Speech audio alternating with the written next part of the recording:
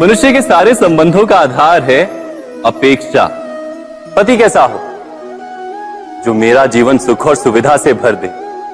पत्नी कैसी हो जो सदैव मेरे प्रति समर्पित रहे।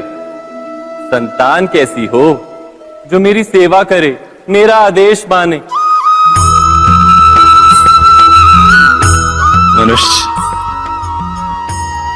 मनुष्य उसी को प्रेम भी कर पाता है जो उसकी अपेक्षा पूर्ण करता है। और अपेक्षा की तो नियति है भंग होना।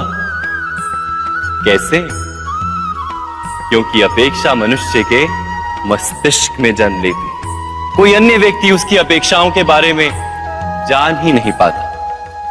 पूर्ण करने की प्रामाणिक इच्छा हो तब भी कोई मनुष्य किसी की अपेक्षाओं को पूर्ण नहीं कर पाता। और वहां से जन्म लेता है संघर्ष। सारे संबंध संघर्ष में परिवर्तित हो जाते। पर मनुष्य अपेक्षा को संबंध का आधार ना बनाए और स्वीकार करे केवल संबंध का आधार, तो क्या ये जीवन स्वयमेव सुख और शांति से नहीं भर जाएगा? स्वयं विचार कीजिएगा।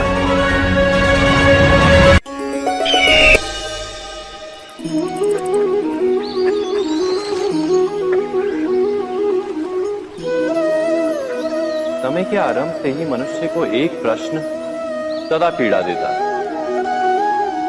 कि वो अपने संबंधों में अधिकतम सुख और कम से कम दुख किस प्रकार प्राप्त कर सकता है। क्या आपके सारे संबंधों ने आपको संपूर्ण संतोष दिया है? विचार कीजिए। हमारा जीवन संबंधों पर आधारित है। हमारी सुरक्षा संबंधों पर आधारित है। इसी कारण हमारे जीवन के सारे सुखों का आधार भी संबंध है। किंतु फिर भी हमें संबंधों में ही अधिकतर दुख क्यों प्राप्त होते हैं? सदा ही संघर्ष भी संबंधों से ही उत्पन्न क्यों हो जाते हैं? कभी विचार किया है? जब कोई व्यक्ति किसी अन्य व्यक्ति के विचार अथवा कार्य को स्वीकार नहीं करता, उसमें परिवर्तन करने का प्रयत्न करता है, तो संघर्ष जन्म लेता है। अर्थात जितना अधिक अस्वीकार उतना ही अधिक संघर्ष, और जितना अधिक स्वीकार उतना ही अधिक सुख। क्या ये वास्तविकता नहीं? यदि मनुष्य स्वयं अपनी अपेक्षाओं पर अंकुश रखे, अपने विचारों को परखे, किसी अन्य व्यक्ति में परिवर्तन करने का प्रयत्न ना कर स्वयं अपने भीतर परिवर्तन करने का प्रयास करे, तो क्या संबंधों में संतोष प्राप्त करना इतना कठिन? अर्थात क्या स्वीकार ही संबंध का वास्तविक अर्थ नहीं? स्वयं विचार कीजिए।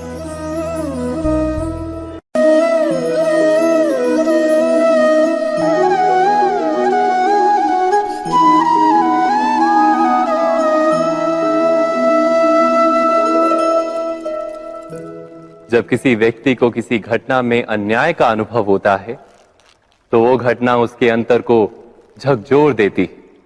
समस्त जगत उसे अपना शत्रु प्रतीत होता है। अन्याय लगने वाली घटना जितनी बड़ी होती है, मनुष्य का हृदय भी उतना ही अधिक विरोध करता है। उस घटना के उत्तर में वो न्याय मांगता है, और ये योग्य भी है। वास्तव में समाज में किसी भी प्रकार का अन्याय व्यक्ति की आस्था और विश्वास का नाश है। किंतु ये न्याय क्या है? न्याय का अर्थ क्या है? अन्याय करने वाले को अपने कार्य पर पश्चाताप हो और अन्याय भुगतने वाले के मन में फिर से विश्वास जगे समाज के प्रति। इतना ही अर्थ है ना न्याय का। किंतु जिसके हृदय में धर्म नहीं होता, वो न्याय को छोड़कर बैर और प्रतिशोध को अपनाता है। हिंसा के बदले प्रतिहिंसा की भावना लेकर चलता है। स्वयं भोगी हुई पीड़ा से कहीं अधिक पीड़ा देने का प्रयत्न करता है और इस मार्ग पर चलते अन्याय को भुगतने वाला स्वयं अन्याय करने लगता है। शीघ्र ही वो अपराधी बन जाता है, अर्थात न्याय और प्रतिशोध के बीच बहुत कम अंतर होता है और इसी अंतर का नाम है धर्म। क्या ये सत्य नहीं? स्वयं विचार कीजिए। दो व्यक्ति जब निकट आते हैं तो एक दूसरे के लिए सीमाएं और मर्यादाएं निर्मित करने का प्रयत्न अवश्य करते हैं। हम यदि सारे संबंधों पर विचार करें तो देखेंगे कि इन सारे संबंधों का आधार यही सीमाएं हैं जो हम दूसरों के लिए निर्मित करते हैं। और यदि अनजाने में भी कोई अन्य व्यक्ति इन सीमाओं को तोड़ता है तो उसी क्षण हमारा हृदय क्रोध से भर जाता है। इन सीमाओं का वास्तविक रूप क्या है? क्या हमने कभी विचार किया? सीमाओं के द्वारा हम दूसरे व्यक्ति को निर्णय करने की अनुमति नहीं देते, अपना निर्णय उस व्यक्ति पर थोपते, अर्थात किसी की स्वतंत्रता का अस्वीकार करते हैं। और जब स्वतंत्रता का अस्वीकार किया जाता है तो उसका हृदय दुख से भर जाता है और जब वो सीमाओं को तोड़ता है तो हमारा हृदय क्रोध से भर जाता है।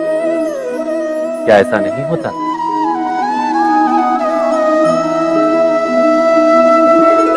पर यदि एक दूसरे की स्वतंत्रता का सम्मान किया जाए तो किसी मर्यादाओं या सीमाओं की आवश्यकता ही नहीं होती। अर्थात जिस प्रकार स्वीकार किसी संबंध का देह है, क्या वैसे ही स्वतंत्रता किसी संबंध की आत्मा नहीं? स्वयं विचार कीजिए।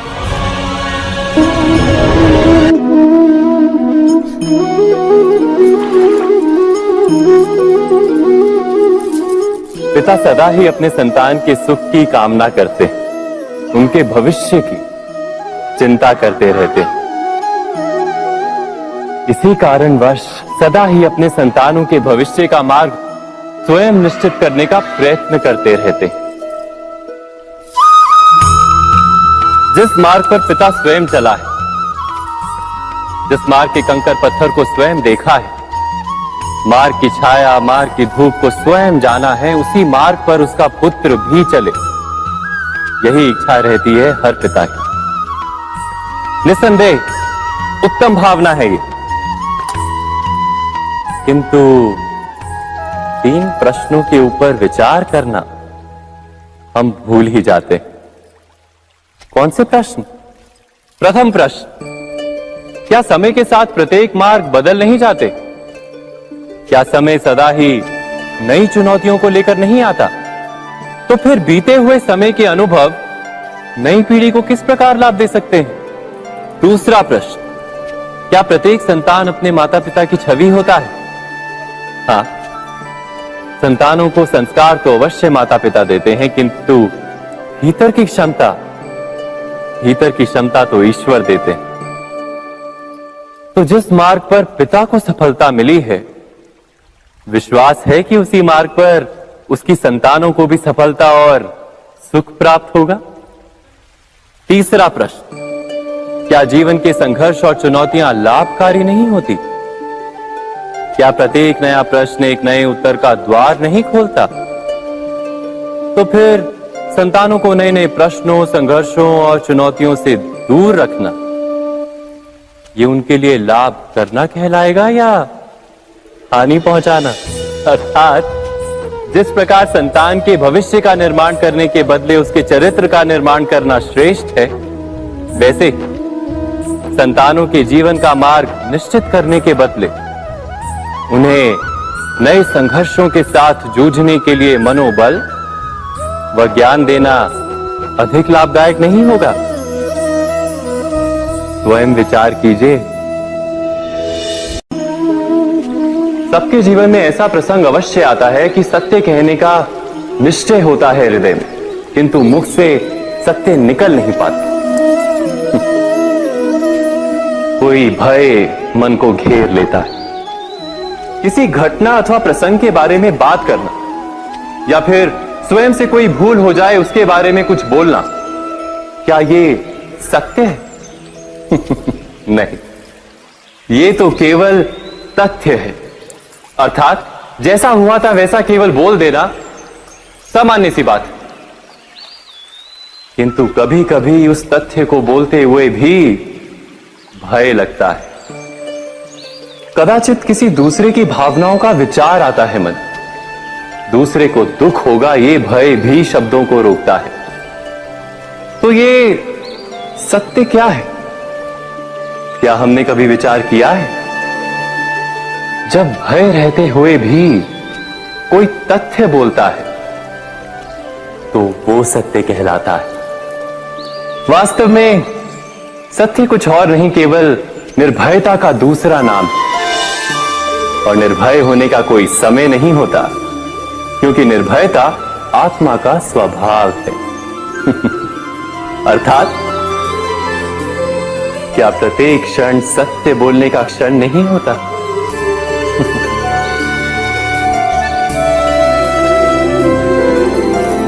स्वयं विचार कीजिए। जब भी किसी की आशा और इच्छा भंग होती है तो उसका हृदय क्रोध से भर जाता है। जिस व्यक्ति को वो अपना अपराधी समझता है उसे दंड देने का प्रयत्न करता है। पर क्या हमारी इच्छा या आशा का भंग होना क्या सदा ही किसी का अपराध होता है? इच्छाओं के अपूर्ण रहने के तो कई कारण हो सकते हैं। कुछ तो संजोग के कारण अधूरी रह जाती हैं और कुछ नियति के कारण। और कभी कभी इच्छाओं का स्वरूप ही ऐसा होता है कि वो पूर्ण नहीं हो पाती। बिना परिस्थिति पर विचार किए किसी को अपराधी मान लेना न्याय नहीं, प्रतिशोध है। न्याय का आधार तो दया है, करुणा है, और प्रतिशोध का आधार क्रोध, अहंकार। अर्थात हृदय में करुणा धारण किए बिना किसी के अपराध के विषय में विचार करना, किसी को दंड देना, क्या अपने आप में ही अन्याय नहीं? स्वयं विचार कीजिए।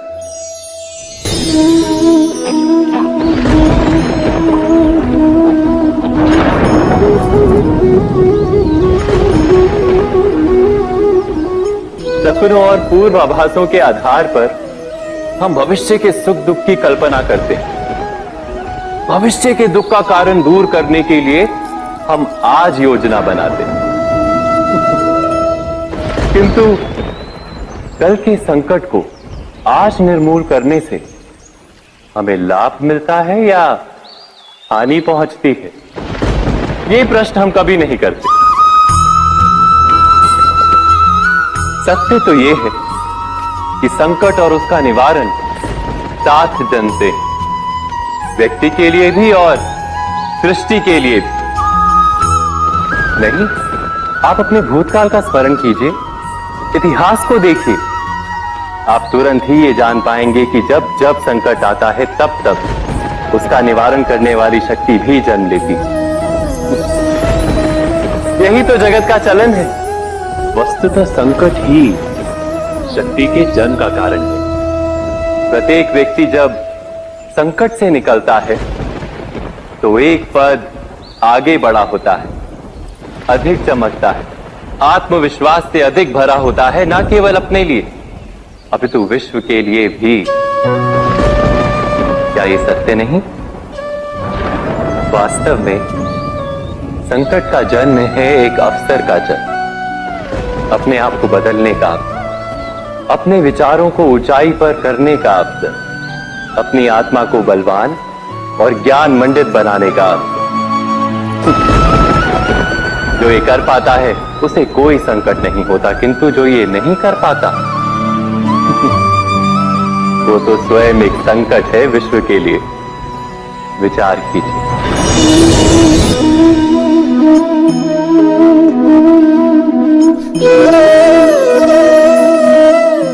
परंपरा में धर्म बसता है और परंपराएं ही धर्म को संभालने का कार्य करती हैं, ये सत्य है।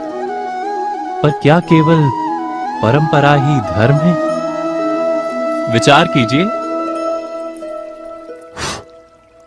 सत्य तो यह है कि जिस प्रकार पाषाण में शिल्प होता है, उसी प्रकार परंपरा में धर्म होता है। इस पत्थर में शिल्प है, ये पत्थर शिल्प नहीं। शिल्प को उजागर करने के लिए उसे तोड़ना पड़ता है, अनावश्यक भागों को दूर करना पड़ता है। ठीक उसी प्रकार परंपराओं में धर्म ढूंढना पड़ता है। जिस प्रकार इंद्र पूजा की परंपरा को तोड़कर गोवर्धन पूजा का धर्म ना ढूंढा जाता, तो यादवों को उनकी मुक्ति का मार्ग नहीं मिल पाता। अर्थात परंपरा को पूर्णता छोड़ देने वाला धर्म से वंचित रह जाता है, और परंपरा का अंध अनुकरण करने वाला भी धर्म को प्राप्त नहीं कर पाता। कहते हैं हंस के पास नीर क्षीर विवेक होता है। दूध में मिले पानी को छोड़कर केवल दूध ही ग्रहण करता है। तो क्या सच्चा धर्म प्राप्त करने के लिए हृदय में ज्ञान से जन्मा विवेक आवश्यक है? और ऐसे विवेक के बिना जिसे धर्म मान भी लिया जाए, जो वास्तव में धर्म ना भी हो, ऐसा भी तो हो सकता है। स्वयं विचार कीजिएगा।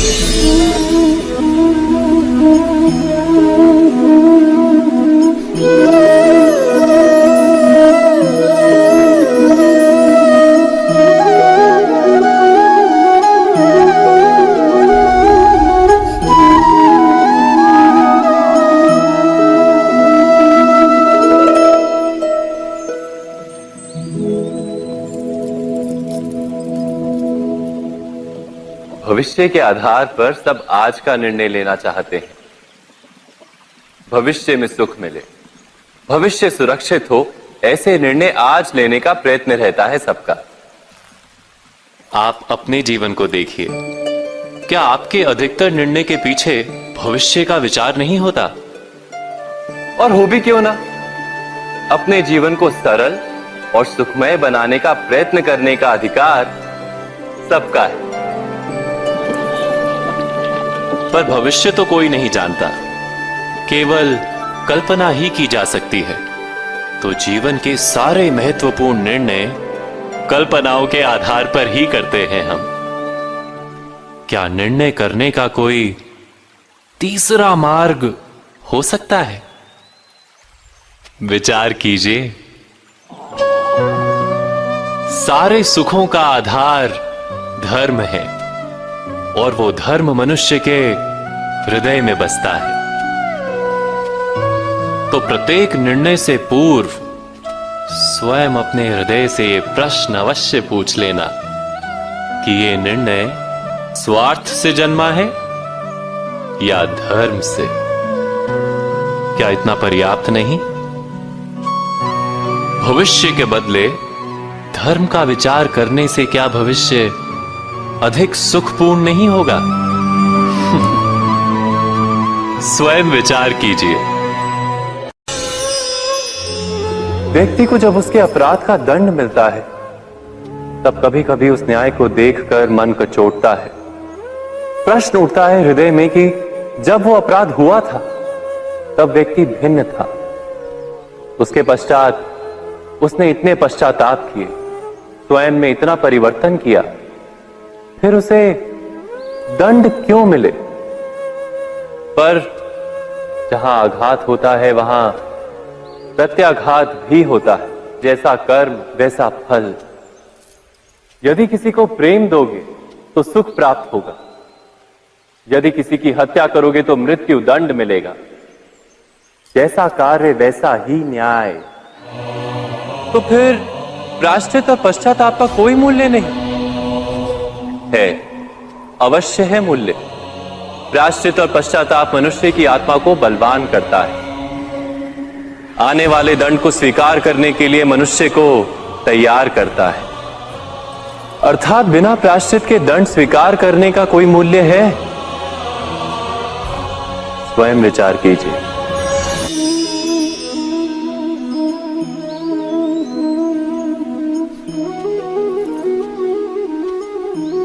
जब अपने किसी अच्छे कार्य के उत्तर में दुख प्राप्त होता है अथवा किसी को उसके दुष्ट कार्य में सुख मिलता है, तो मन अवश्य ये विचार करता है कि अच्छा कार्य करने का, धर्म के मार्ग पर चलने का तात्पर्य क्या है। पर दुष्ट आत्मा को क्या प्राप्त होता है ये भी देखिए। दुष्टता करने वाला हृदय सदा चंचल रहता है, अकुलाता रहता है। मन में सदा नए नए संघर्ष उत्पन्न होते हैं। अविश्वास उसे जीवन भर दौड़ाता है। क्या ये सुख है? जबकि धर्म पे चलने वाले, अच्छा कार्य करने वाले, सच्चरित्र व्यक्ति का हृदय शांत रहता है। परिस्थितियां उसके जीवन के सुख में बाधा नहीं बनती। समाज में सम्मान और मन में संतोष रहता है सदा। अर्थात अच्छा बर्ताव भविष्य में किसी सुख का मार्ग नहीं, अच्छा बर्ताव स्वयं सुख, अथवा बुरा बर्ताव भविष्य में किसी दुख का मार्ग नहीं। अधर्म उसी क्षण दुख उत्पन्न करता है। धर्म से सुख नहीं, धर्म स्वयं।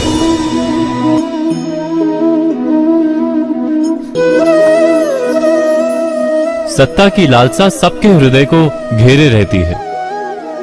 प्रत्येक व्यक्ति अपना एक राष्ट्र निर्मित करने का प्रयत्न अवश्य करता है। फिर वो राष्ट्र कुरु राष्ट्र की भांति बहुत बड़ा हो या फिर अपने परिवार तक सीमित हो, वो सत्ता प्राप्त करने का प्रयास अवश्य करता है। किंतु सत्ता का वास्तविक रूप क्या है? क्या हमने कभी विचार किया है? एक मनुष्य जितने अधिक लोगों के जीवन को प्रभावित कर सके, जितने अधिक लोगों के जीवन की स्वतंत्रता पर अंकुश रख सके, उतनी ही अधिक सत्ता का अनुभव करता है वो। सत्ता का वास्तविक रूप ही है अन्य के जीवन पर स्वयं का प्रभाव। किंतु क्या वास्तविक प्रभाव प्रेम, दया, करुणा और धर्म से निर्मित नहीं होता?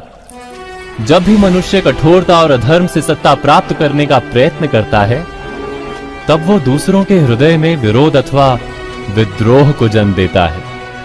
और परिणाम कुछ इस प्रकार। हां, कुछ समय के लिए वो स्वयं को प्रभावी और शक्तिशाली अवश्य पाता है, किंतु वो वास्तविक सत्ता नहीं।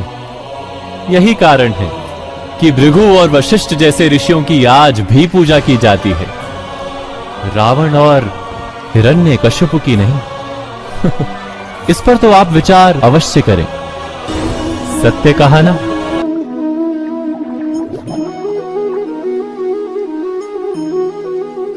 इस संसार में आने वाला प्रत्येक बालक संपूर्णतः संस्कार रहित होता है।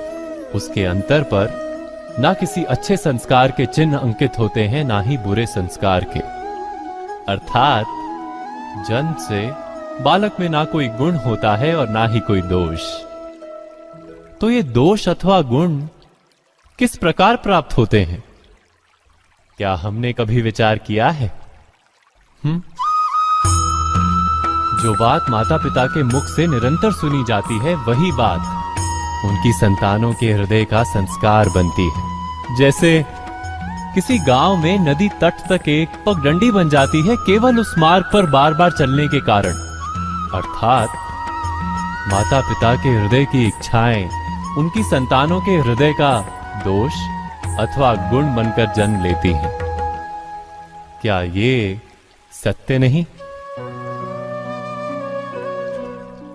पर फिर भी जब उनकी संतानों में कोई दोष दिखाई देता है, तो माता पिता आश्चर्य और दुख से भर जाते हैं। माता पिता का हृदय ये प्रश्न करता है कि उनकी संतानों में ये कुसंस्कार आए कहां से? सत्य तो यही है कि माता पिता अपनी संतानों को अनजाने में ही कुसंस्कार के बीज दे देते हैं, जो उनके संतानों की हृदय भूमि पर कुसंस्कार का वृक्ष बनकर उगता है। अर्थात अपनी संतानों को सुसंस्कारी और धर्ममय बनाने की आशा रखने वाले प्रत्येक माता पिता को प्रथम अपने हृदय की इच्छाओं पर अंकुश रखना क्या अनिवार्य नहीं?